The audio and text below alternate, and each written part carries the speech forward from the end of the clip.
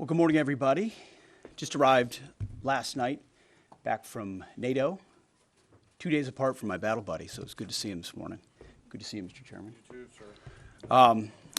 Where there was a historic outcome. I want to start with that real quick.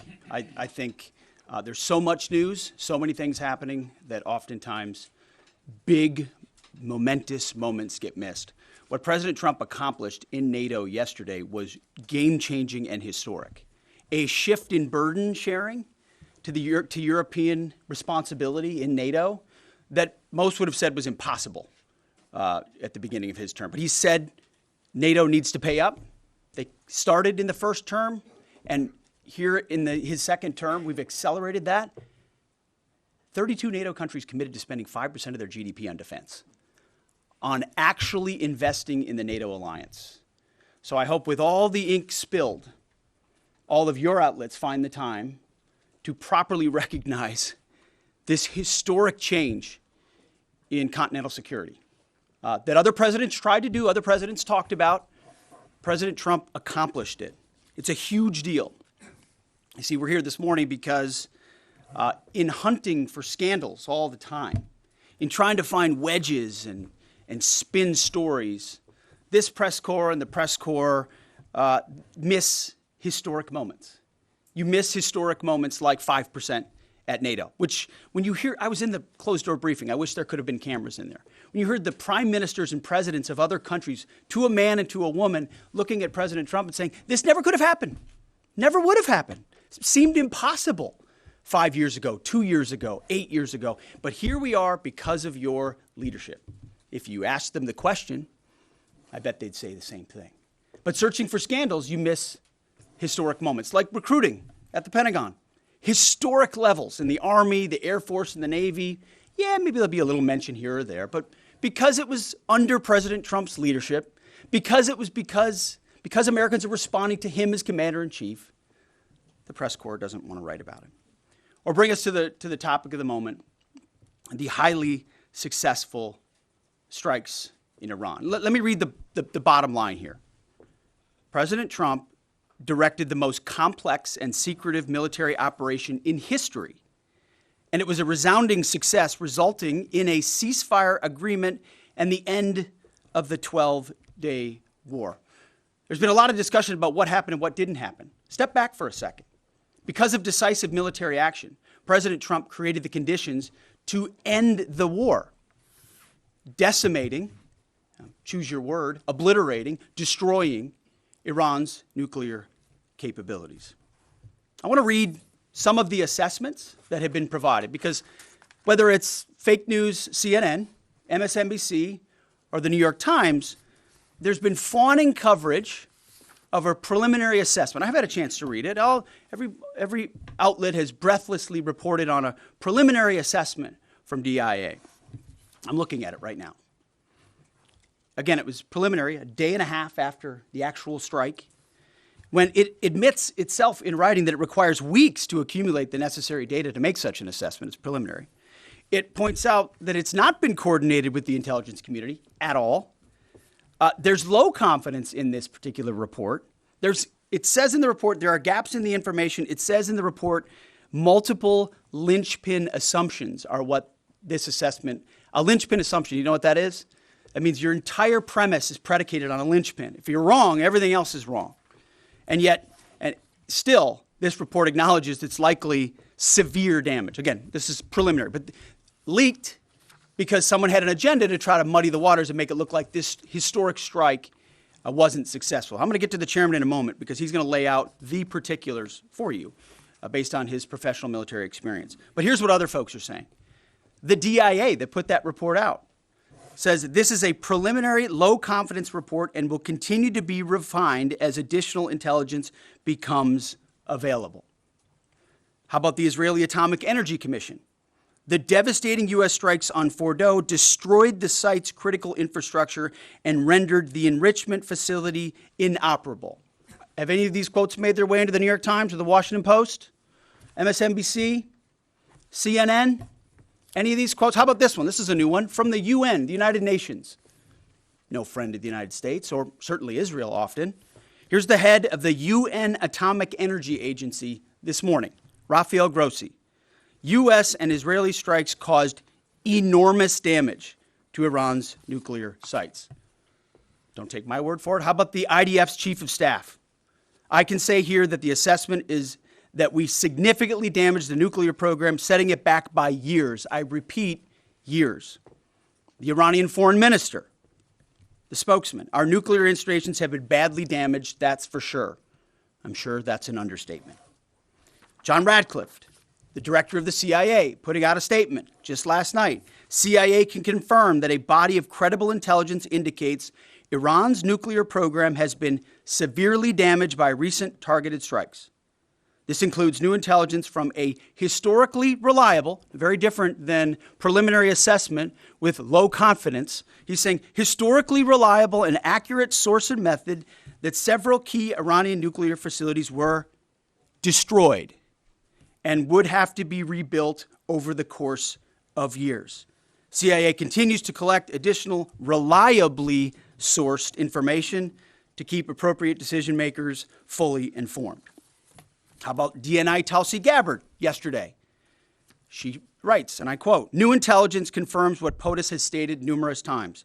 Iran's nuclear facilities have been destroyed."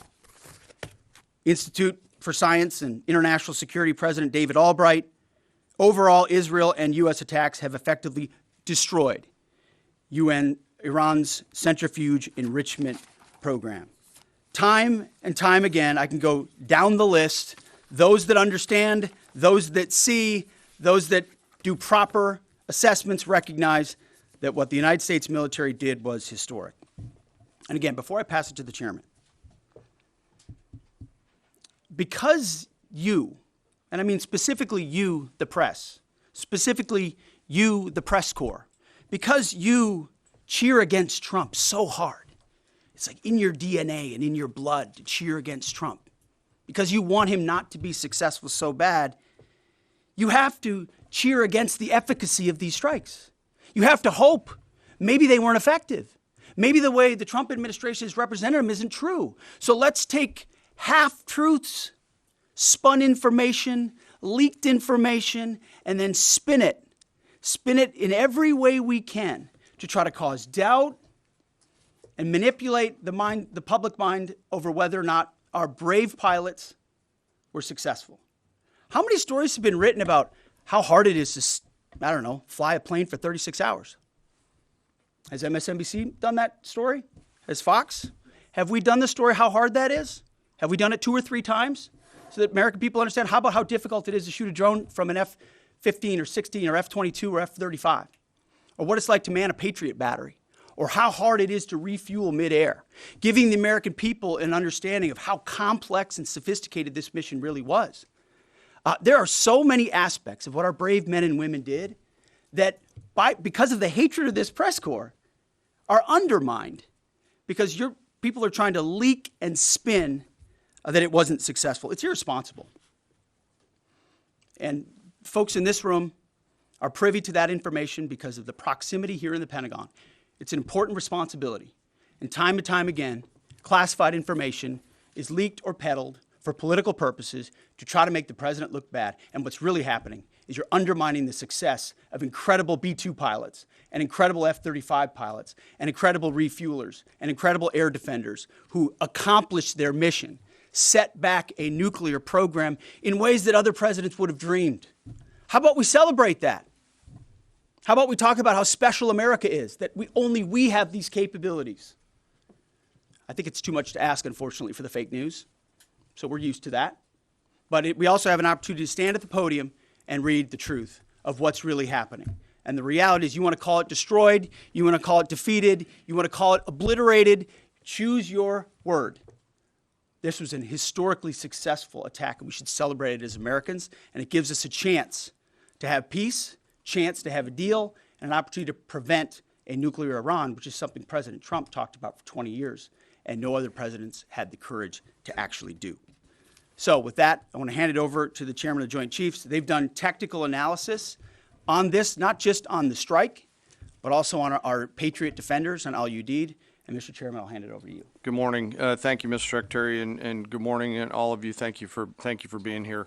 As a follow-up to my comments on Sunday's press conference, I wanted to give you a few updates this morning on something I'm honored to do as a chairman, and that's a chance to get to talk about some of our service members and the incredible things that they do on behalf of our nation. And I apologize ahead of time for the length and the detail. Today I'm going to brief you on a couple things. First, I'm going to talk about our air defenders at Al Udeid in Qatar and their actions on Monday.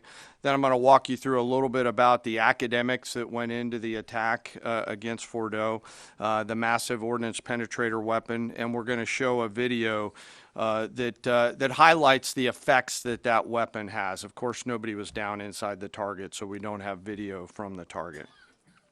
First, on Monday, as the President has stated, on Monday morning we began to receive indications and warnings that Iran intended to attack U.S. bases in the region. That morning, building on the work that CENTCOM Commander Eric Kurilla had done, and on the orders of the President, at Al Udeid Air Base in Qatar and around the region, we assumed a minimum force posture. Most folks had moved off the base to extend the security perimeter out away from what we assessed might be a target zone, except for a very few Army soldiers at Al Udeid. At that point, only 2 Patriot batteries remained on base, roughly 44 American soldiers responsible for defending the entire base, to include CENTCOM's forward headquarters in the Middle East, an entire air base, and all the U.S. forces there. The oldest soldier was a 28-year-old captain. The youngest was a 21-year-old private who'd been in the military for less than 2 years. So let's put ourselves out there for a second. Imagine you're that young first lieutenant, you're 25 or 26 years old, and you've been assigned as the tactical director inside the command and control element. You, at that age, are the sole person responsible to defend this base.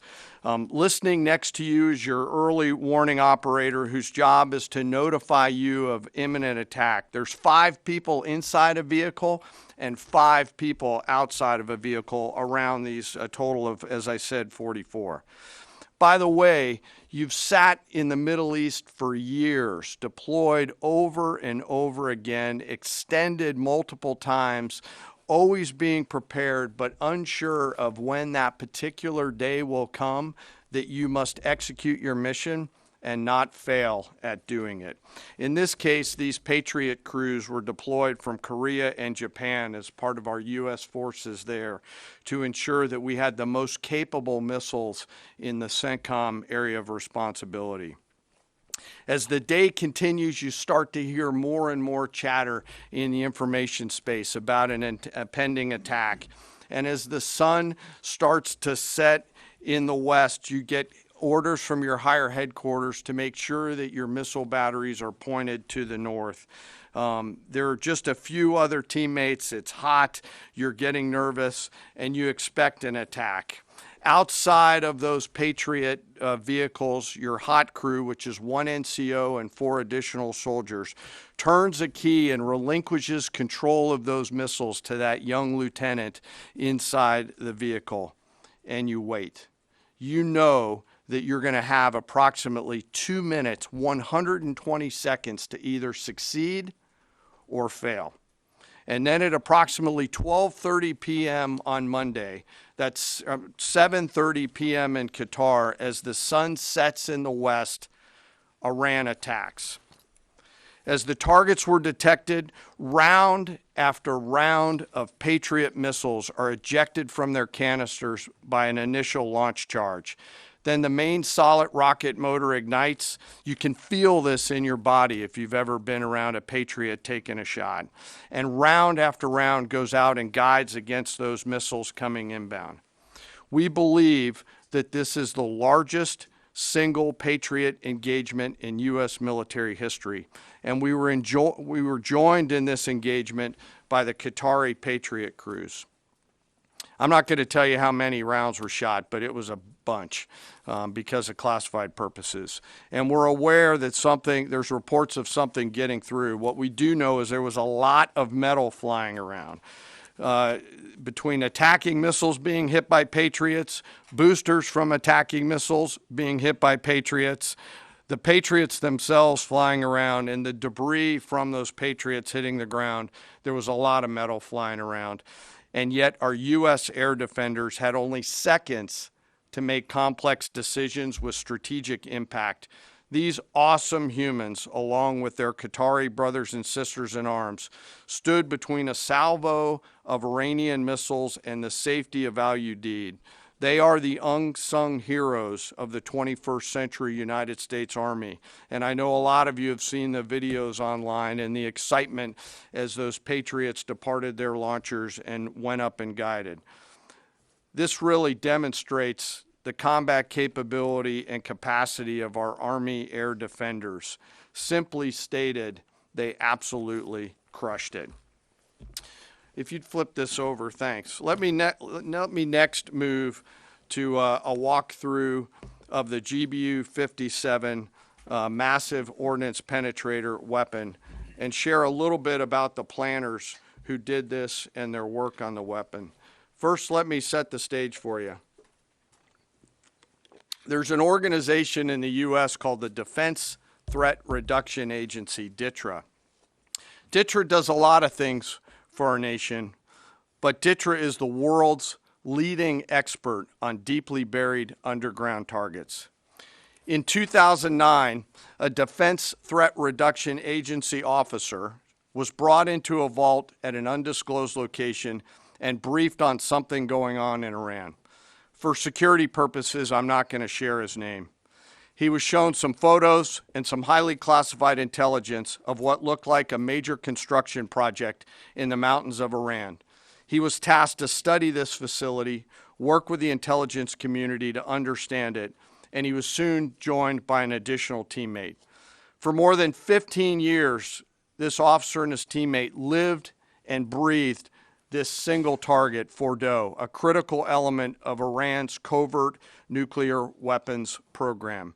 He studied the geology. He watched the Iranians dig it out. He watched the construction, the weather, the discard material, the geology, the construction materials, where the materials came from. He looked at the vent shaft, the exhaust shaft, the electrical systems, the environmental control systems, every nook, every crater, every piece of equipment going in and every piece of equipment going out. They literally dreamed about this target at night when they slept. They thought about it driving back and forth to work, and they knew from the very first days what this was for. You do not build a multi-layered underground bunker complex with centrifuges and other equipment in a mountain for any peaceful purpose. They weren't able to discuss this with their family, their wives, their kids, their friends, but they just kept grinding it out. And along the way, they realized we did not have a weapon that could adequately strike and kill this target. So they began a journey to work with industry and other tacticians to develop the GBU-57. They tested it over and over again, tried different options, tried more after that. They accomplished hundreds of test shots and dropped many full-scale weapons against extremely realistic targets for a single purpose: kill this target at the time and place of our nation's choosing. And then, on a day in June of 2025, more than 15 years after they started their life's work, the phone rang and the President of the United States ordered the B-2 force that you've supported to go strike and kill this target. Yesterday, I had the incredible honor and privilege of spending time with these two Defense Threat Reduction Agency officers who've given so much. One of them said, quote, "I can't even get my head around this. My heart is so filled with the pride of being a part of this team. I am so honored to be a part of this." To you both, thank you, and thank you to your families. Operation Midnight Hammer was the culmination of those 15 years of incredible work. The air crews, the tanker crews, the weapons crews that built the weapons, the load crews that loaded it. Before I run through this video today, I want to talk a little bit about weaponeering and what goes into an attack. Weaponeering is the science of evaluating a target. I mentioned all of those factors before that these two DTRA officers had thought about. Ultimately, weaponeering is determining the right weapon and fuse combination to achieve the desired effects and maximum destruction against a target. In the case of Fordo, the DTRA team understood with a high degree of confidence the elements of the target required to kill its functions, and the weapons were designed, planned, and delivered to ensure that they achieve the effects in the mission space.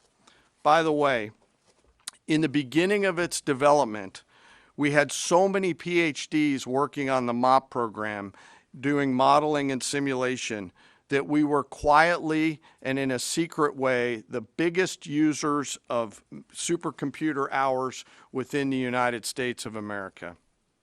So let me talk about the graphic a little bit. And the GBU-57, which all of you I know is a 30,000 pound weapon dropped only by the B-2.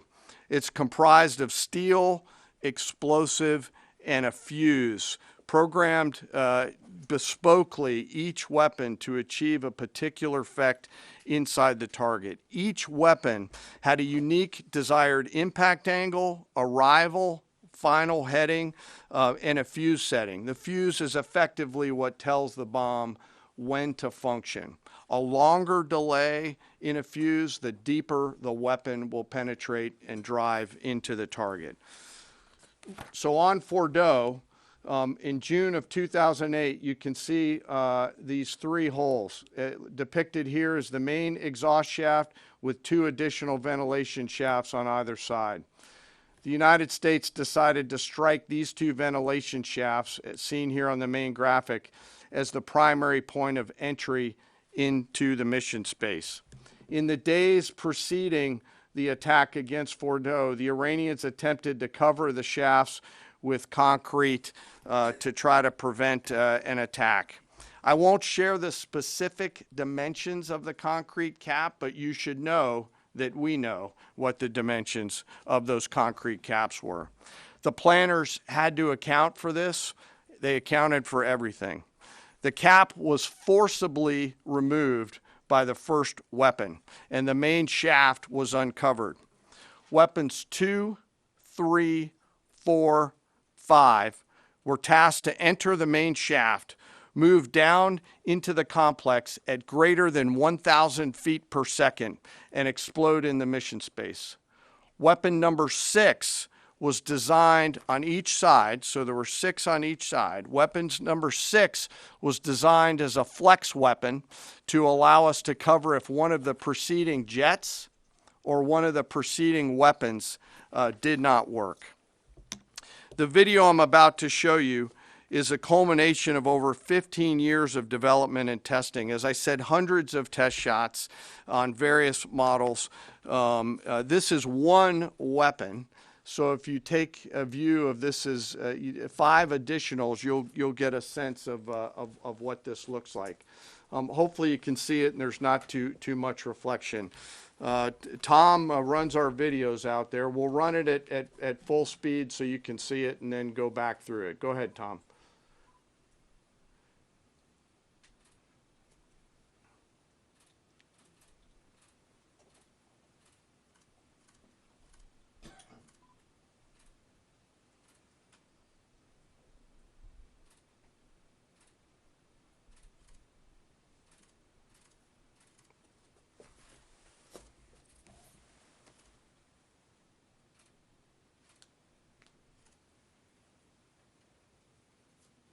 Keep it going for a minute. You'll see inside the mission space.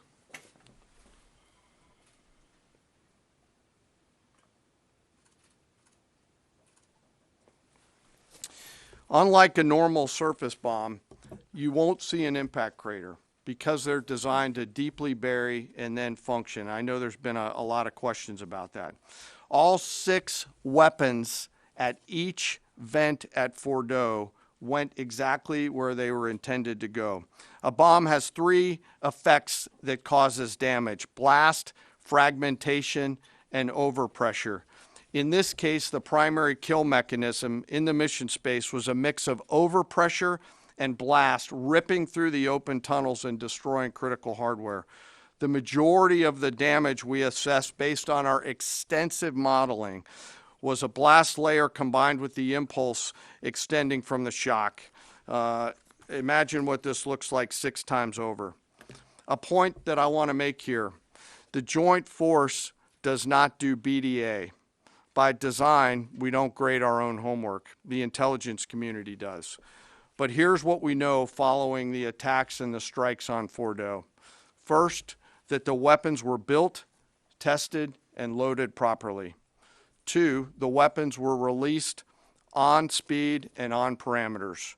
3, the weapons all guided to their intended targets and to their intended aim points.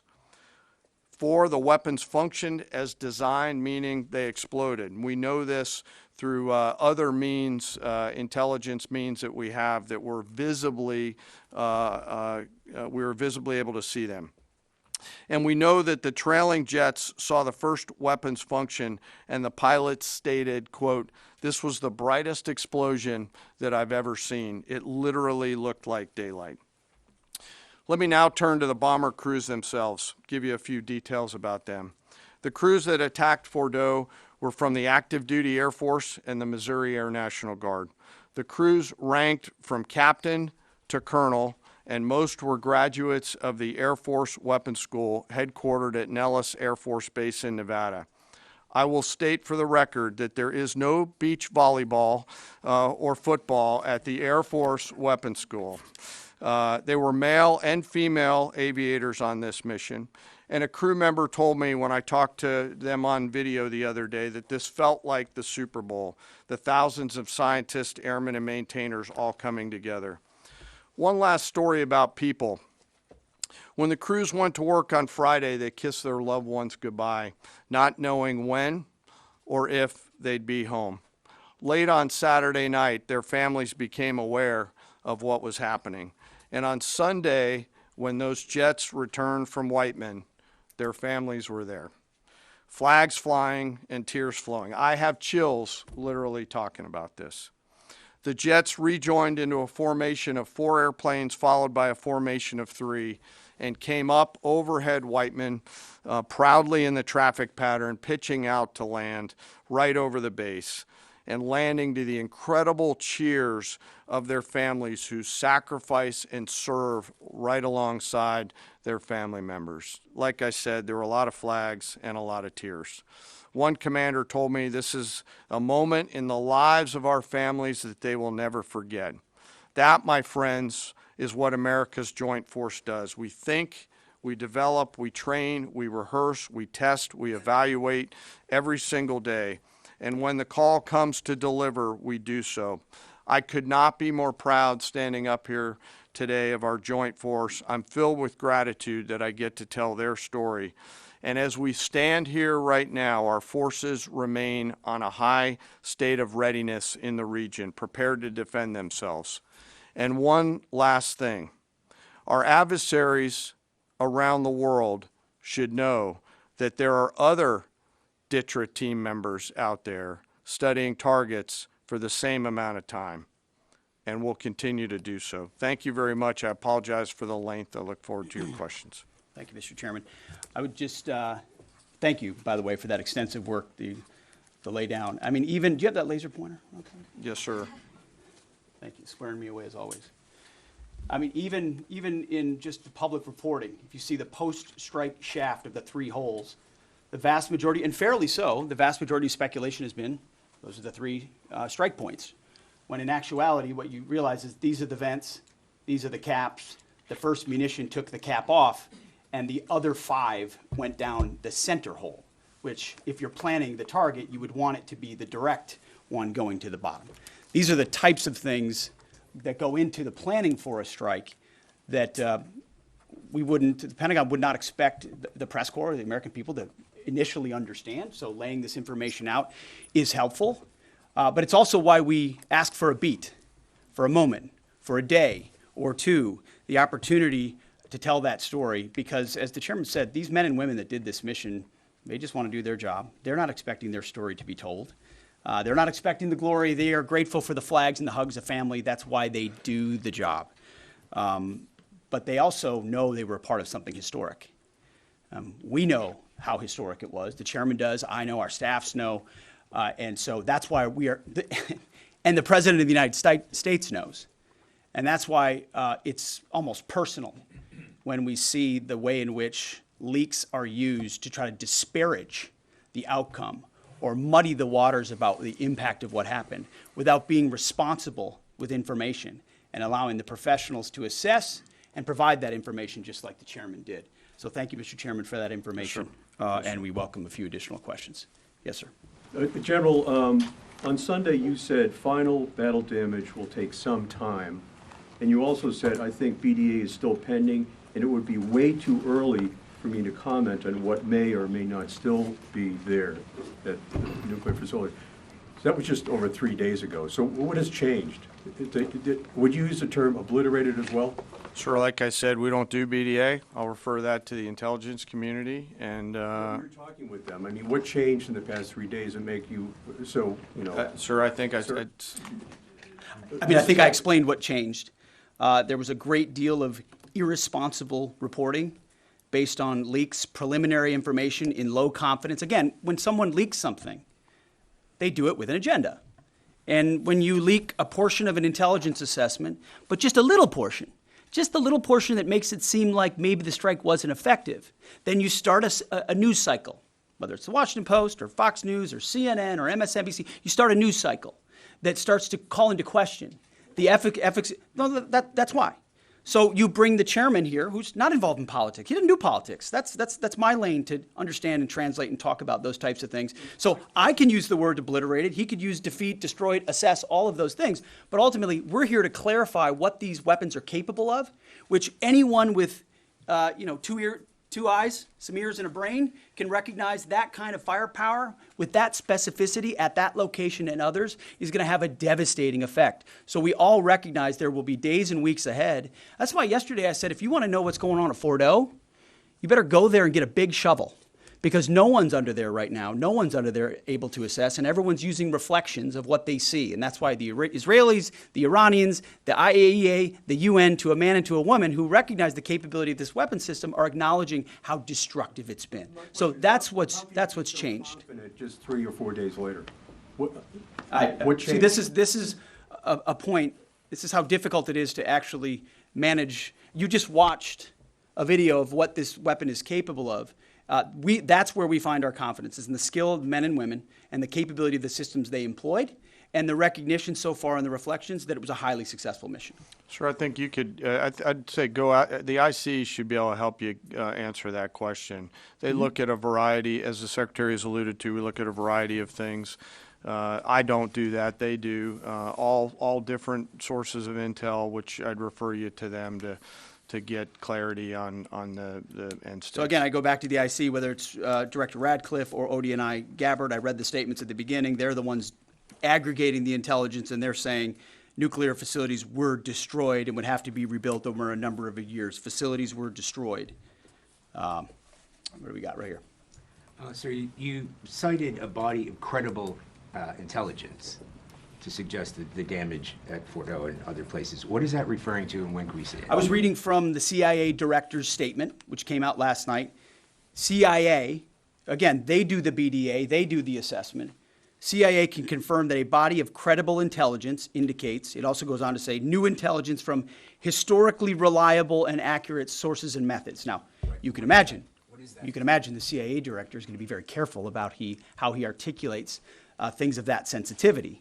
Classified, secret, top secret, compartmentalized. He's going to know things that you're not going to know, that the press isn't going to know, and he's reflecting that the sources he's seeing are highly credible.